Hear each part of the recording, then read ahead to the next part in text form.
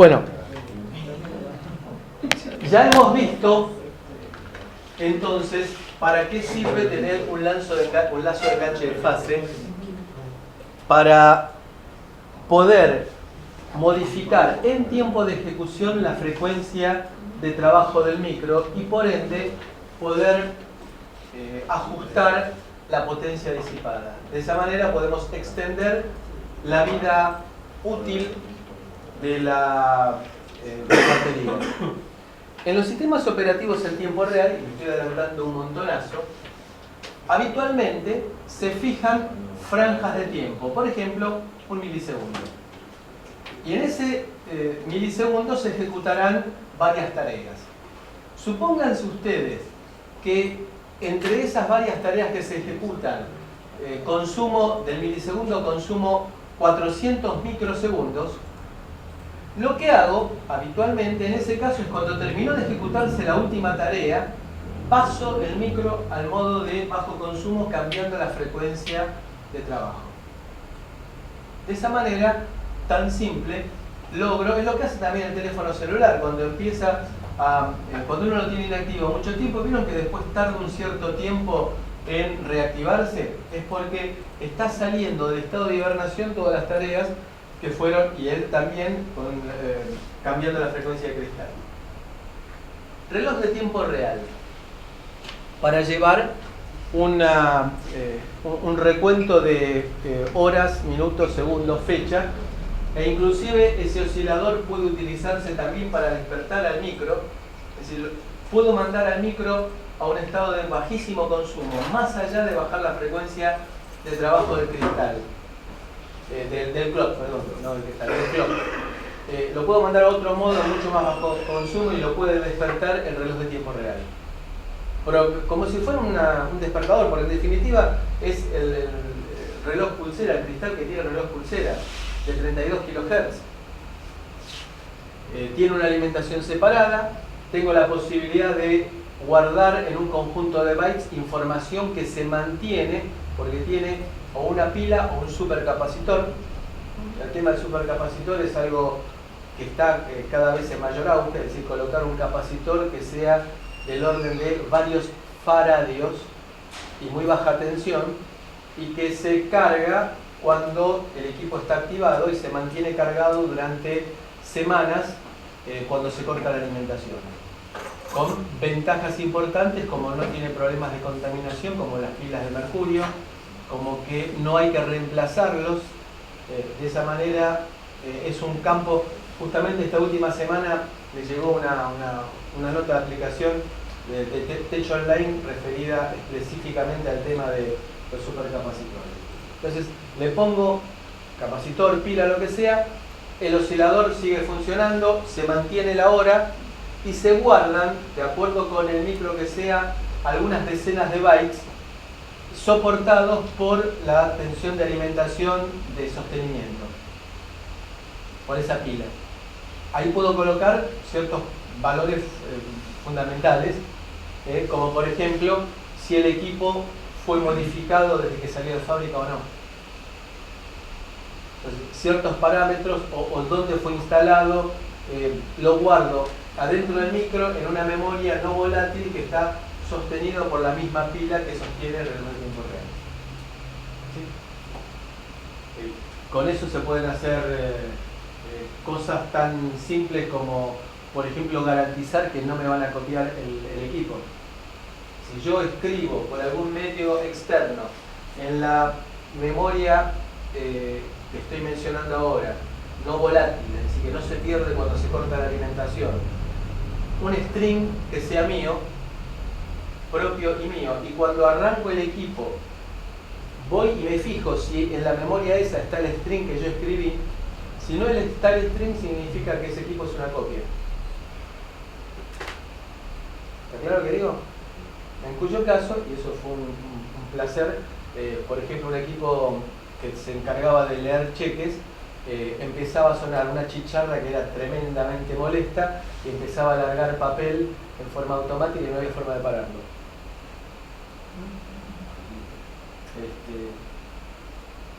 Bien, ¿qué les puedo cobrar por esta información? Watchdog. A diferencia de los watchdog tradicionales, de los micros de 8 bits, en los que cuando el watchdog es un monoestable que periódicamente le mandamos un pulso de disparo para que se mantenga en su estado cuasi estable. Si por alguna razón se perdió el programa y no le mando el pulso, el micro, el monoestable, cae a su estado estable y resetea el micro. Eso es lo que pasaba antes. Ahora, con el watchdog, en lugar de resetear el micro, lo que se hace es generar una interrupción. De manera que haya alguien que tiene el poder suficiente para decir, caramba, ¿qué ha pasado aquí? Y tomar algún tipo de decisión, por ejemplo, sopapear alguna tarea como para despertarla o quitar algún punto en el cual se quedó colgado el equipo. Es mucho mejor esto a resetear y arrancar de cero. Imagínense un desfibrilador que se lo resetee, es medio complicado. Modulación por ancho de pulso. Tenemos 6 canales de modulación por ancho de pulso, en el cual puedo utilizarlos como por ejemplo para manejar motores trifásicos, porque esos 6 canales los puedo combinar para hacer 3 canales diferenciales. En lugar de tener 6 canales referidos a tierra, los compongo entre sí para hacer 3 canales diferenciales. Y con eso puedo manejar motores trifásicos. Ustedes dirán, ¿y para qué quiero manejar motores trifásicos? Es una buena pregunta. ¿Vieron que hay en algunos equipos, en algunos móviles utilitarios, que en lugar de equipo de aire acondicionado tienen en el techo una especie de portaequipajes? Esos son climatizadores, que lo que hacen en verano es bajar la temperatura dentro de la cabina en unos 6-7 grados. No es un equipo de aire acondicionado. En primer lugar, no hay que meterse en el motor para instalarlo. No pierde potencia y trabajan en forma eléctrica. Durante mucho tiempo esos equipos climatizadores se hacían con motores de continua. Tengo 12 volts, le ponía un motorcito de 12 volts. Ahora esos motores de continua tienen mucho hierro. Al tener mucho hierro, son caros.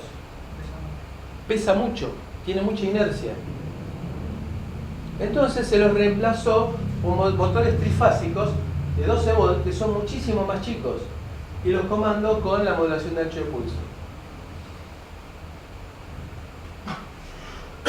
Bien, conectividad. De vuelta, ¿a qué hora es el desayuno? Si empezamos a hablar de conectividad tenemos para hablar cualquier cantidad. Tenemos habitualmente varios canales USB. USB que puedo elegir de acuerdo con el micro, digamos. Arranquemos con que no todo esto está presente en un solo micro. Depende del costo que yo decida invertir en el microcontrolador. USB. Tengo 3 alternativas de USB. En primer lugar, para trabajar como device, como dispositivo. Es decir, si quiero hacer un mouse, lo conecto a la PC, trabaja como device, como dispositivo. Hay casos en los cuales quiero que el USB trabaje como host. ¿Qué es host? Host es el papel que habitualmente en las configuraciones que nosotros estamos acostumbrados ejecuta la PC. Es el que comanda. Es decir, la arquitectura de USB es absolutamente jerárquica. Hay un solo mandamás, que es el host, y hay un montón de devices. Los dispositivos no se pueden conectar entre sí. Solamente se pueden conectar utilizando al host. Pero el host es muy dictador. El host va y pregunta, ¿tenés alguna novedad? En esa arquitectura, ¿para qué puedo yo querer utilizar una configuración de USB host? Por ejemplo, cuando quiero leer un pendrive. Cuando quiero leer un pendrive, tengo que actuar obligatoriamente como host, como si fuera la PC. ¿Y para qué puedo querer leer un pendrive? Por ejemplo, para tener parámetros de preset o bien para después escribir resultados. Otro ejemplo medio retorcido de la vida profesional. Existen centros de impresión, ¿sí? Impresoras grandotas, machazas, pero que tienen un montón de funcionalidades, que se las puede utilizar para fotocopiar, para imprimir, para enviar faxes, para recibir faxes. Para impresión entran más o menos troncos por un lado y sale papel impreso por el otro. Tiene una velocidad de 100 páginas por minuto, por ejemplo.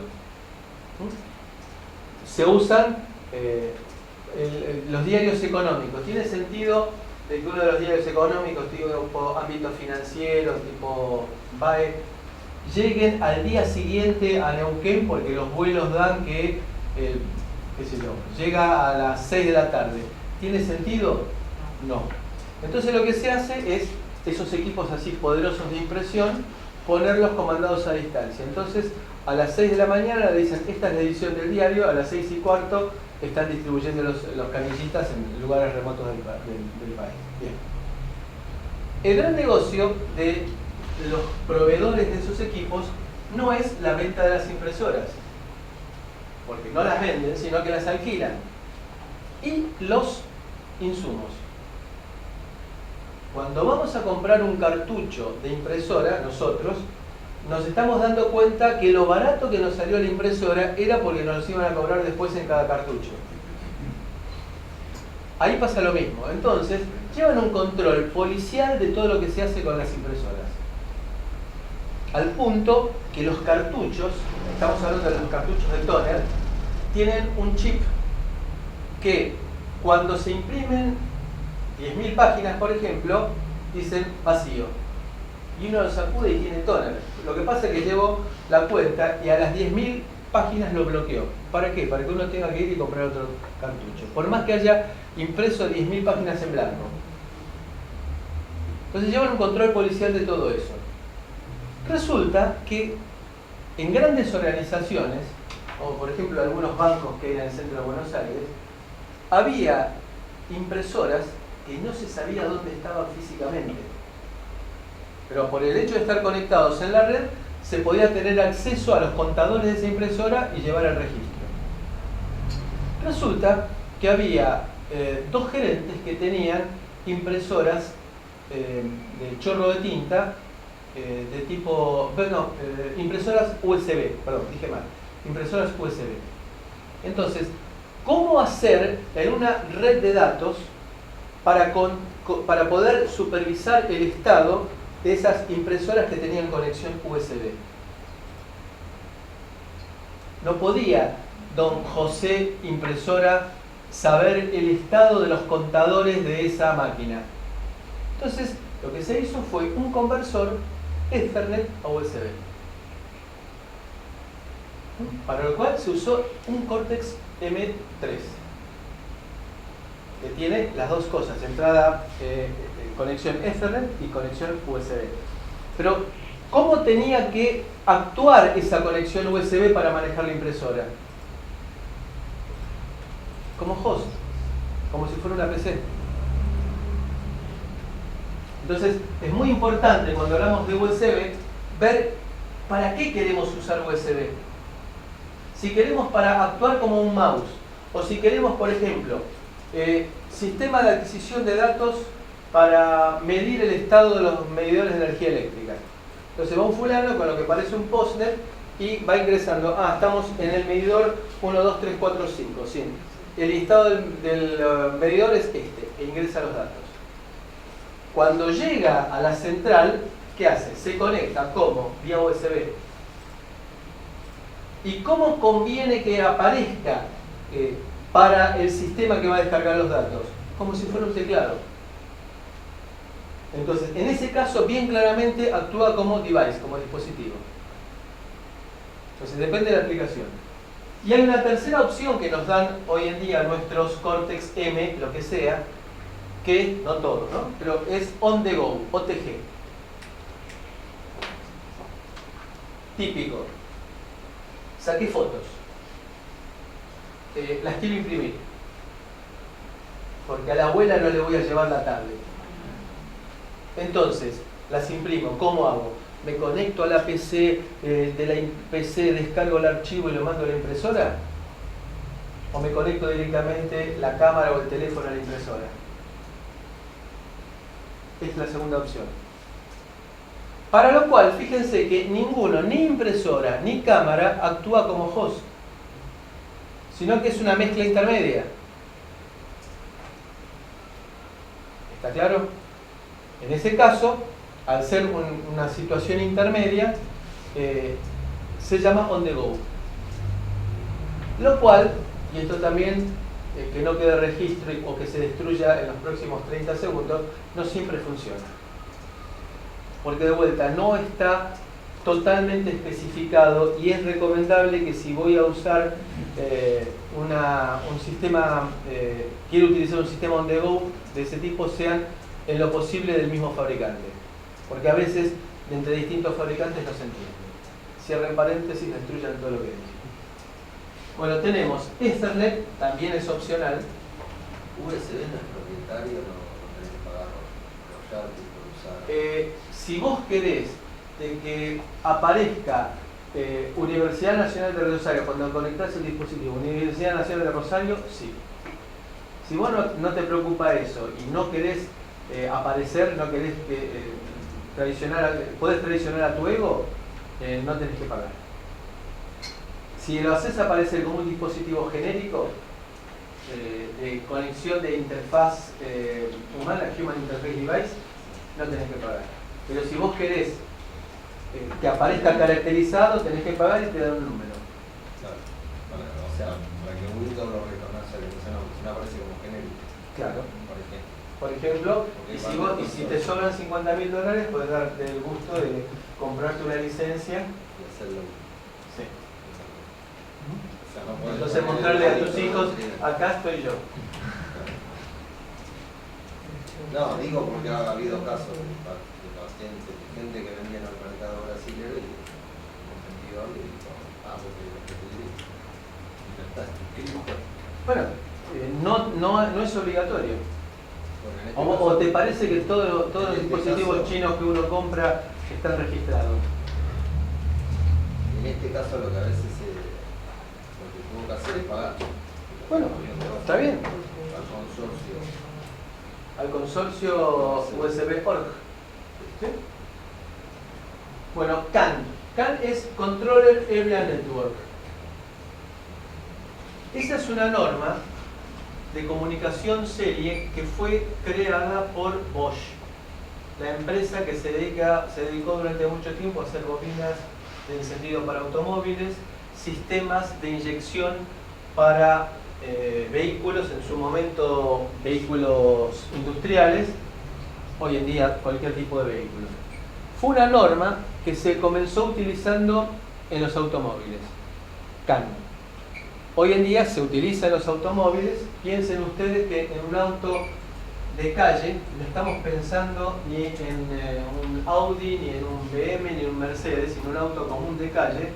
Tenemos por lo menos 5 o 6 computadores dialogando entre sí. Por lo menos. ¿Y cómo se produce el diálogo? A través de una interfaz CAN. Porque el tema es el cablerío. El cobre sigue siendo muy caro. Entonces me conviene más armar un bus adentro del automóvil en el cual me maneja hasta las puertas.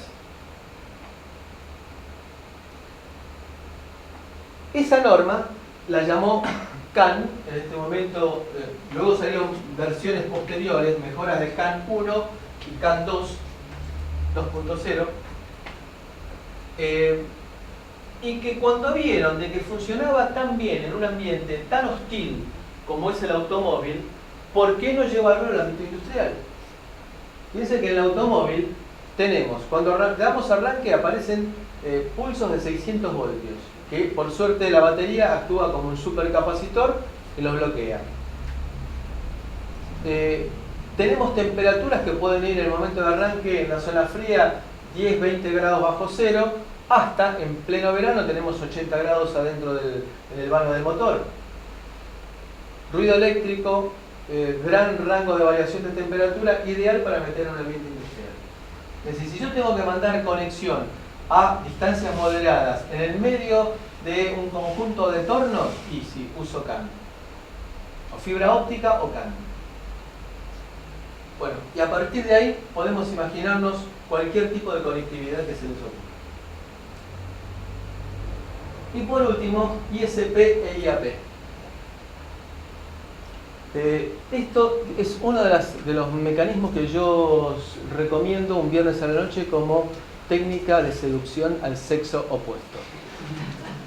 Porque ustedes piensen, ¿quién se puede resistir a una pregunta como por ejemplo, ¿vos sabés qué es ISP? Las mujeres, fíjense, estoy produciendo ya sonrisas del efecto sugestivo que tiene esa frase. Bien, ¿qué significa esto?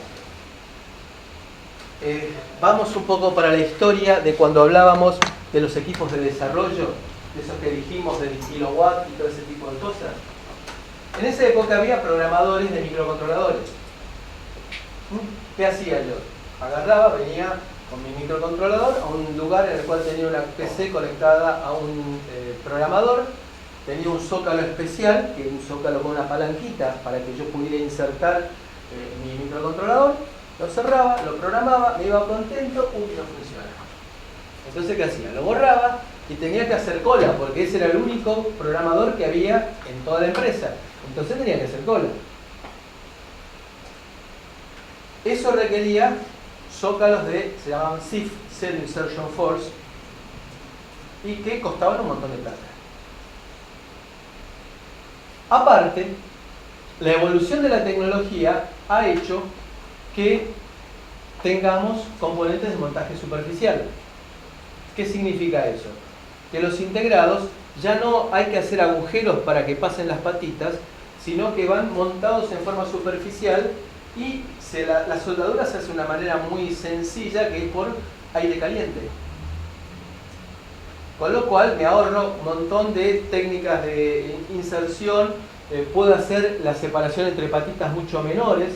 En lugar de trabajar con 1/10 de pulgada, puedo trabajar con 1 milímetro o hasta medio milímetro entre las patitas, logro chips mucho más chicos, ahorro el tamaño del impreso, porque el impreso sigue siendo muy caro, pero el tema es cómo lo programo. Tengo un zócalo de Cell Insertion Force que me cuesta apenas $500, en serio, para ese integrado. Pero ¿qué tengo que hacer? Cada vez que lo quiero programar, desoldarlo, programarlo y volver a soldarlo, se dan cuenta que es un disparate. Lo que se hizo fue incorporar una técnica de autoprogramación. Entonces, lo que me viene, en ciertas condiciones, prendo el equipo. De acuerdo a cómo están un conjunto de patitas, digo, trabajo en forma normal. Y si ese conjunto de patitas está de otra manera, digo, entro en la autoprogramación. ¿En qué consiste la autoprogramación? Consiste en tomar un dato que me llega por un puerto serie, leerlo y programar yo mismo mi memoria flash. Yo mismo micro. A esta hora tengo cara de micro ya.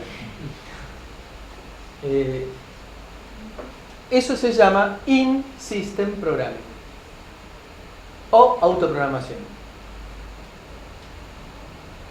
Con lo cual, ¿qué me ahorré? Toda la historia de tener un programador, toda la historia de hacer la cola. Fabrico las plaquetas, las tengo en la gaveta, listas, para que cuando aparece un cliente, agarro, las conecto a la PC y le programo la última versión o la versión acorde a lo que el cliente me diga. Es decir, yo puedo fabricar código ahora tildando casillas y decir que este producto que estoy programando en este momento tiene esta función y esta función. Esta otra no. Es decir, tengo todas las placas iguales. No es que tengo que identificar, esta placa va para el cliente tal. No, son todas las placas iguales. Y lo defino en el momento que vendo el producto. ¿Está bien? Eso es ISP, In System Programming. IAP es In Application Programming. Es decir, programación en la aplicación. Es decir, programación en tiempo de ejecución.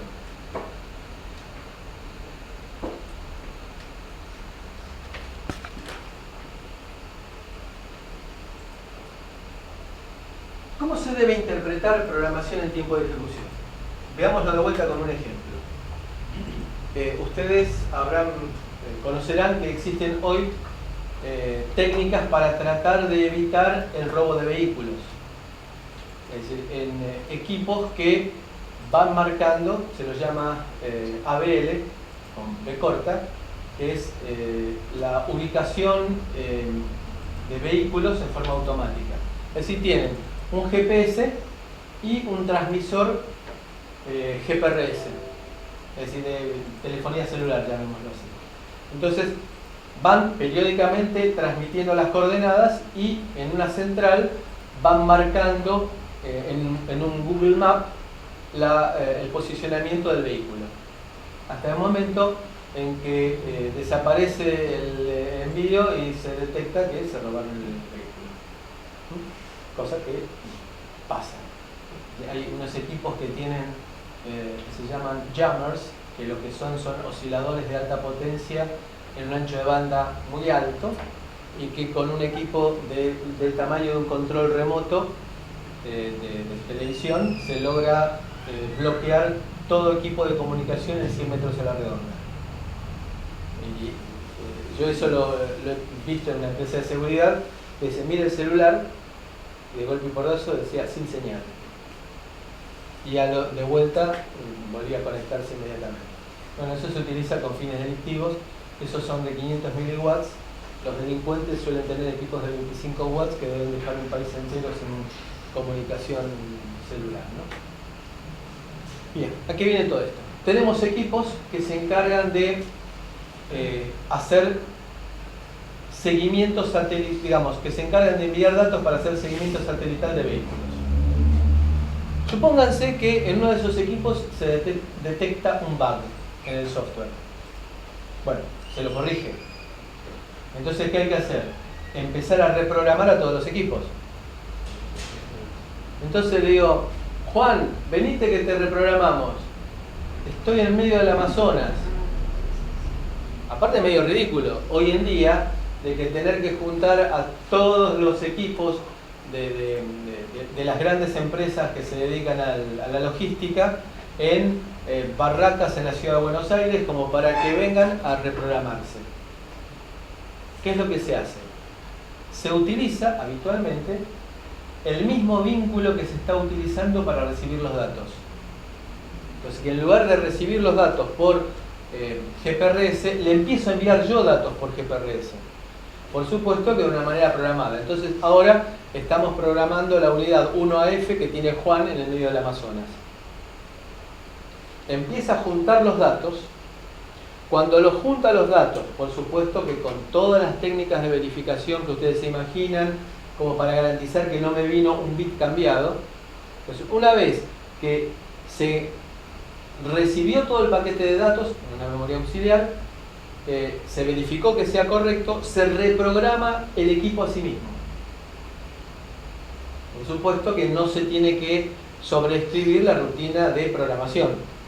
Digamos, no voy a serruchar la rama en la que tengo apoyada la escalera. Conclusión, eso es In Application Programming. Lo puedo usar para un montón de cosas. Por ejemplo, para guardar parámetros de setup de un equipo. Estoy fabricando extrusoras de plástico.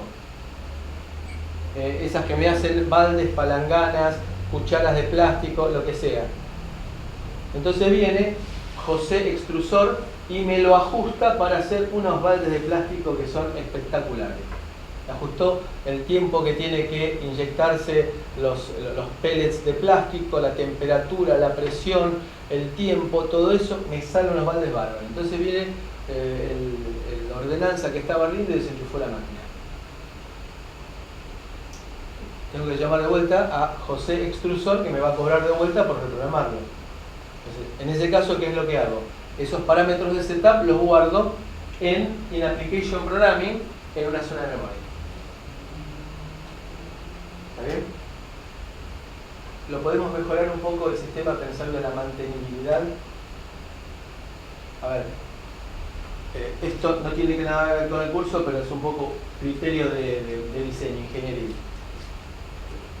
Dejó de funcionar la extrusora de plástico, es un problema del controlador lógico. Entonces viene el técnico, con todo el herramental que tiene, está el dueño que está perdiendo plata atrás de él, y el tipo está con el analizador lógico, con el osciloscopio, con la punta de prueba lógica, con el excitador, y el tipo está atrás bufando diciendo estoy perdiendo plata. Y ustedes imagínense, en un ambiente como puede ser un taller de esas características, lo complicado que puede llegar a ser lograr encontrar la falla y después cómo la arreglo. Entonces digo, no, lo que hago es me llevo una placa entera, agarro, le pongo una placa nueva, me llevo la placa al laboratorio y la voy a arreglar más fácil. ¿Y qué hago? Tengo que llamar de vuelta a José Extrusor para que me ponga en funcionamiento el equipo. La solución es muy pava, porque voy a tener que guardar esos parámetros de setup adentro del micro. No puedo colocar una memoria externa del tipo I²C, por ejemplo, en un zocalito. Entonces cuando vengo, coloco la placa, saco la memoria, la coloco y arranca el equipo y me saco al dueño de la empresa que lo tenía picándome la cabeza detrás mío. Vamos, eso es un criterio de diseño, no tiene que ver directamente con el curso. ¿Alguna pregunta? ¿Se están aburriendo mucho? ¿Están extrañando ver a Tinelli?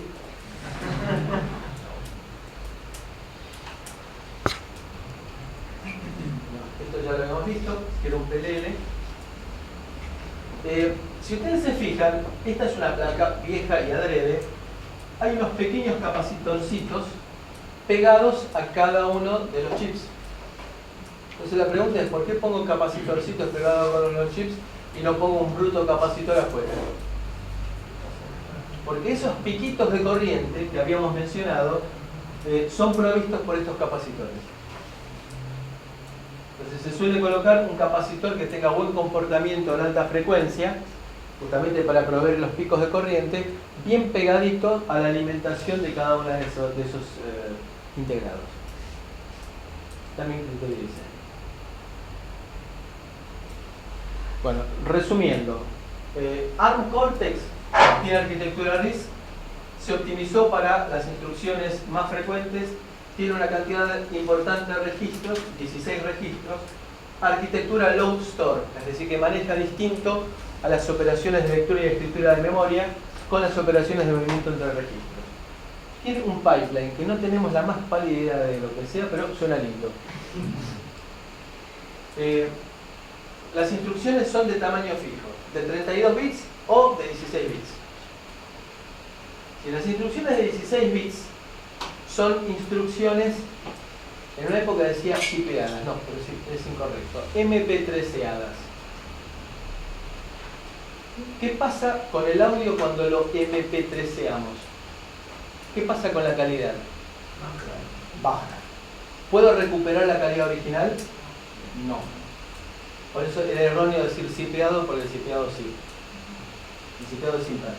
Entonces, yo tengo la posibilidad de trabajar con instrucciones de 32 bits o en un modo MP13ado de 16 bits, que se va a llamar thumb, que lo vamos a llamar thumb.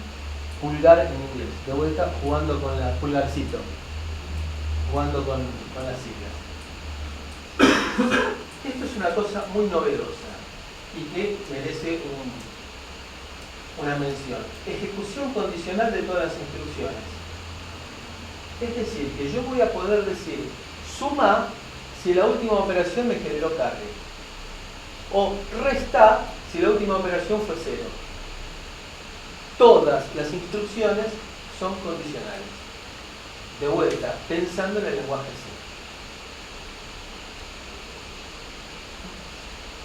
C. todos tienen esto, todos los micros de Cortex tienen esto, aun cuando lo haga Atmel, o que lo haga Texas, o que lo haga NXP. ¿Sí? Aunque sean micros distintos, que uno tiene conversor de 24 bits y el otro tiene 12 bits, y que el otro tiene 1 mega de memoria flash, ¿todos tienen esto? Sí. Todo esto forma parte del núcleo de Cortex.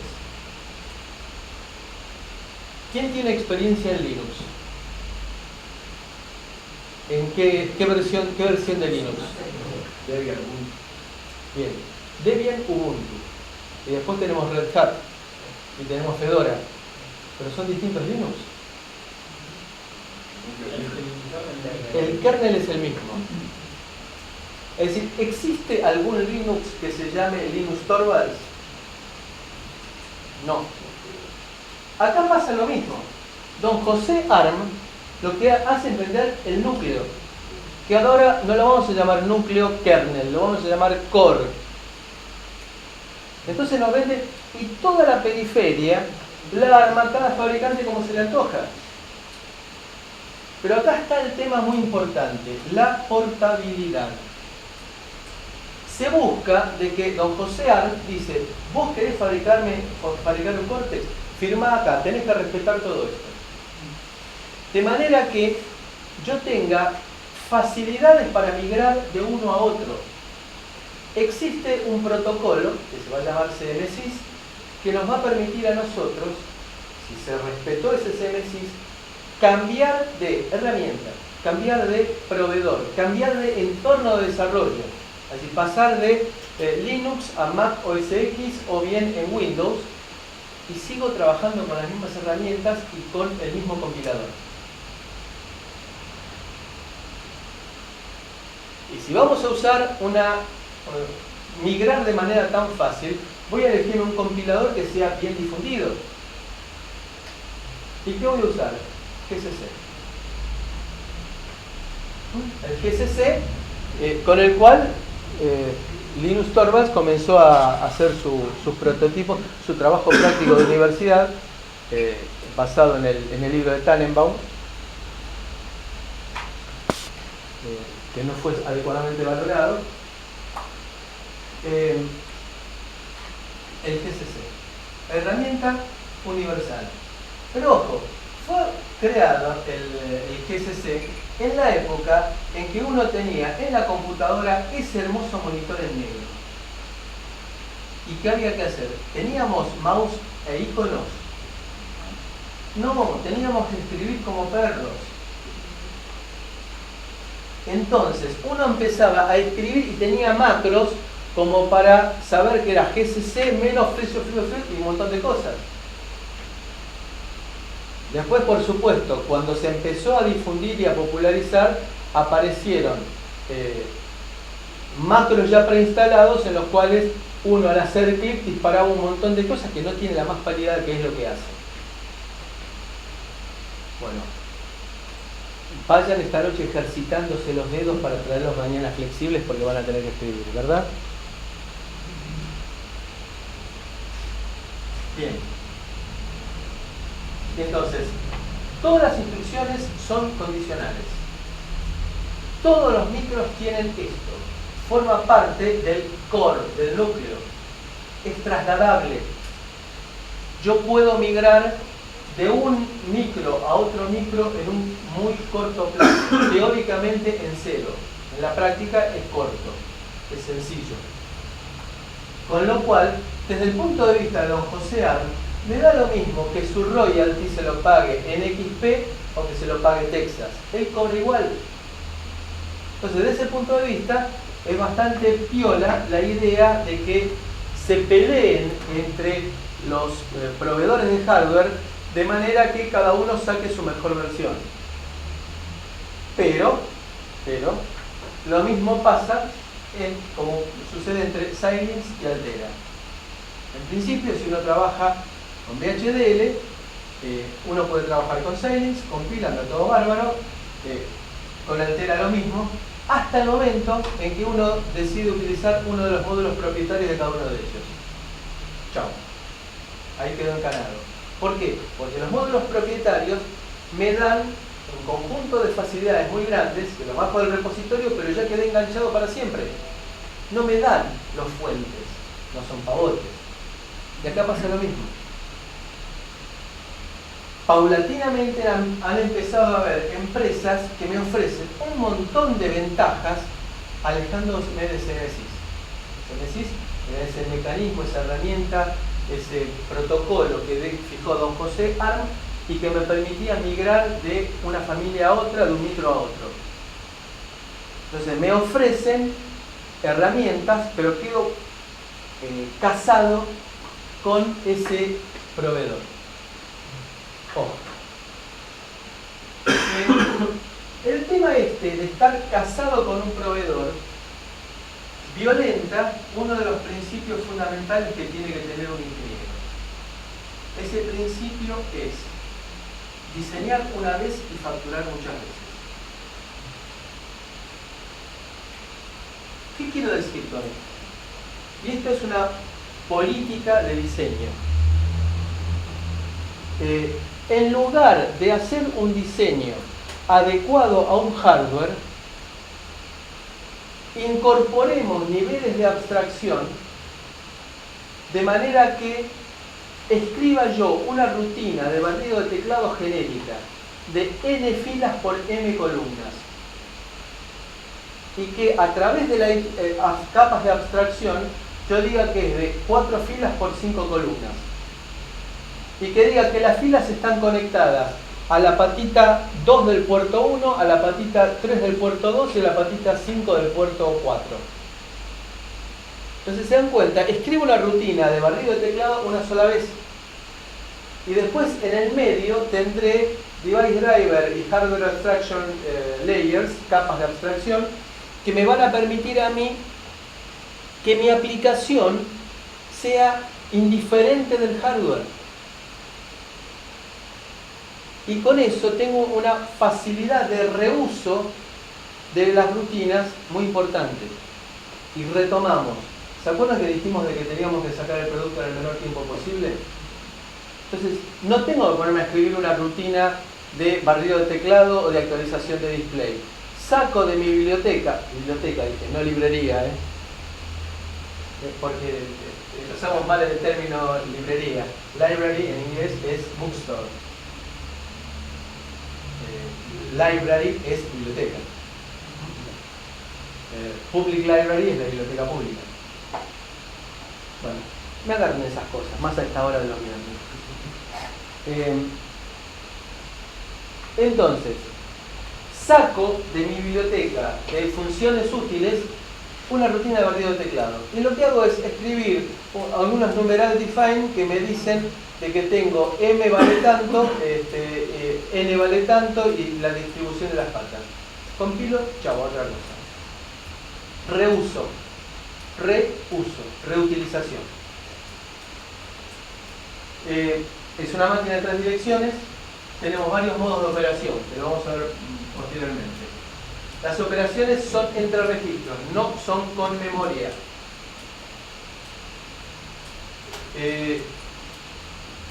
Compartimos siempre el repertorio de instrucciones.